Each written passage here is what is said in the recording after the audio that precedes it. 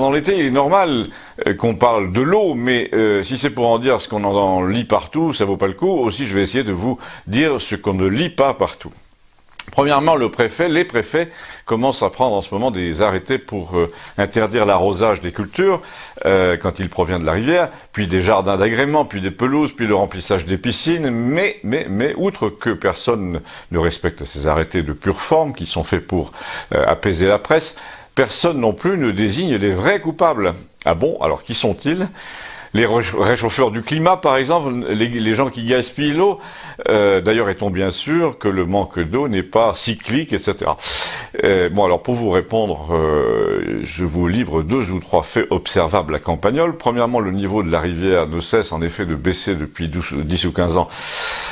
Et c'est pas une agence gouvernementale qui le dit, laquelle serait plus ou moins payée par le gouvernement pour alimenter la thèse du réchauffement. Non, c'est le directeur de la pisciculture locale qui, lui, sait de quoi il parle.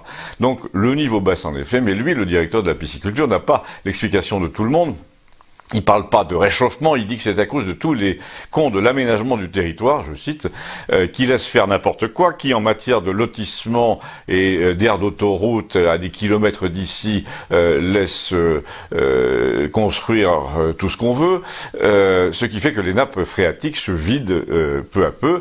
L'un des plus gros patelins du coin, je cite toujours, a créé un hub pour les camions belges qui font route vers l'Espagne.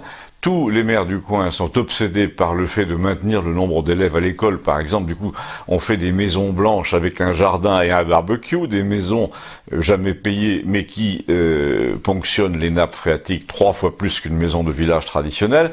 On nous dit les jardins pompent dans la rivière. Oui, mais c'est parce que l'eau du robinet est devenue hors de prix. Or, elle est devenue hors de prix parce qu'il faut payer les équipements. Quels équipements? Ben, là encore, des suréquipements. Par exemple, quand le type qui possède une grosse maison en bas du village, apprend qu'on va faire une station d'épuration pas très loin, par gravité à 100 mètres de chez lui, il téléphone à qui de droit? Au préfet, aux gens de sa loge, oui j'ai bien dit sa loge, il n'est pas concierge, les gens du ministère, les gens de son niveau de revenu, son niveau social, pour qu'on fasse passer les tuyaux dans le vallon voisin et pour que les eaux usées remontent une pente avec une pompe de relevage, ce qui endette la commune parce que c'est très cher pour 25 ans et nous met le prix de l'abonnement seul à 300 € par an.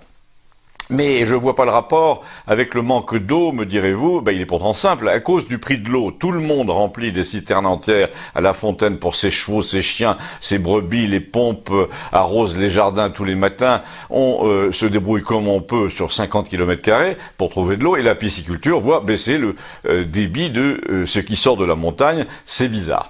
Sans parler de la qualité, car moins il y a d'eau, évidemment, et plus les nitrates s'y concentrent. Donc, d'après l'homme qui élève des truites là dans le coin, le problème de l'eau, c'est avant tout, comme d'habitude, un problème de spéculation foncière et d'équipements délirants dans les zones de captage.